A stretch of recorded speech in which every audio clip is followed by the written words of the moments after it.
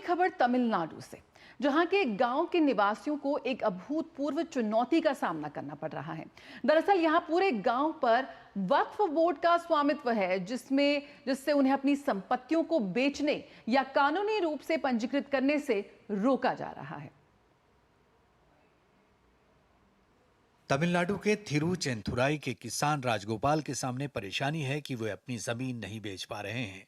राजगोपाल ने अपनी बेटी की शादी के लिए कर्जा लिया था और अब वो इसे चुकाना चाहते हैं, लेकिन उनके रिश्तेदारों और गांव वालों का कहना है कि जैसा कर्जा लेने की उनके सामने मजबूरी थी, वैसी ही मजबूरी अब जमीन बेचने को लेकर है।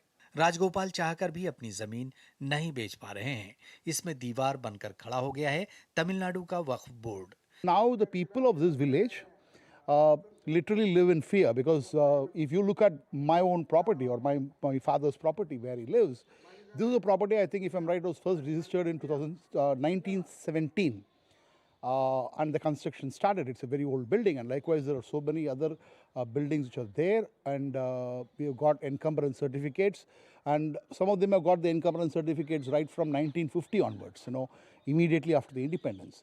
And in none of the applications which we applied for when they got the encumbrance certificate, there was no mention that this village was part of the Waqf property. Even I had even spoken to the members of the Waqf board. I had spoken to some of the senior officials. They were also surprised, but they gave their own explanation because they had to defend something which cannot be defended. दरअसल थिरुचेंथुराई गांव की पूरी जमीन को वक्फ संपत्ति घोषित कर दिया गया है। अब जमीन बेचने के लिए बोर्ड से एनओसी लेना जरूरी है। दरअसल तमिलनाडु राज्य वक्फ बोर्ड रजिस्टर में 28 दिसंबर 1956 में थिरुचेंथुराई का पूरा गांव आरकोट के नवाब अनवरुद्दीन खान के अधीन था, लेकिन नवाब ने इसे वक्फ को दान में दे दिया था, जिसके बाद पूरे गांव की जमीन वक्फ के अधीन है। इस्लामी कानून के तहत धर्मार्थ उद्देश्यों के लिए समर्पित संपत्तियों को वक्फ कहा जाता है। वक्फ का स्वामित्व अपरिवर्तनीय हो जाता है और अल्लाह को समर्पित होता है।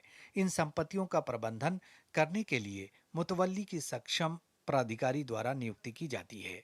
वक्फ बोर्ड वर्तमान में पूरे भारत में 9.4 लाख एकड़ में फैली 8.7 लाख संपत्तियों को नियंत्रित करता है, जिनकी अनुमानित कीमत 1.2 लाख करोड़ रुपए है। यह संपत्ति सशस्त्र बलों और भारतीय रेलवे के बाद तीसरी बड़ी संपत्ति किसी एक संस्था के पास है।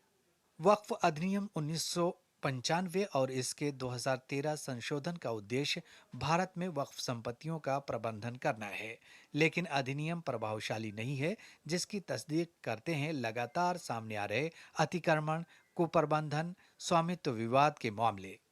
वक्फ के 40,951 मामले न्यायालयों में फिलहाल लंबित हैं। ये वक्फ प्रबंधन की जटिलता है कि मामलों का निपटान नहीं हो पा रहा है। अधिवक्ता अश्विनी कुमार उपाध्याय ने दिल्ली उच्च न्यायालय में वक्फ अधिनियम की संवैधानिक वैधता पर सवाल उठाते हुए एक जनहित याचिका दायर की है। उन्होंने याचिका में कहा है कि धर्मनिरपेक्ष देश में केवल एक धर्म की संपत्तियों की रक्षा करके भेदभाव होता है। इस मामले पर दिल्ली हाईकोर्ट ने केंद्र सरकार को नोटिस जारी किया। भारत के वक्फ की तरह शक्तियां तुर्की, मिस्र और जॉर्डन जैसे देशों में भी नहीं है। We now are learning that the Prime Minister and the NDA-3 government is going to bring about some amendments, around 40 amendments to the Waqf Board Act, which I think should provide a relief, because all these things happened under the Congress regime. If I'm right, in 1995, when the Waqf Board Act came into existence, and then again in 2012 or 13, when they brought in several amendments which allowed the Waqf Board to enlist any property.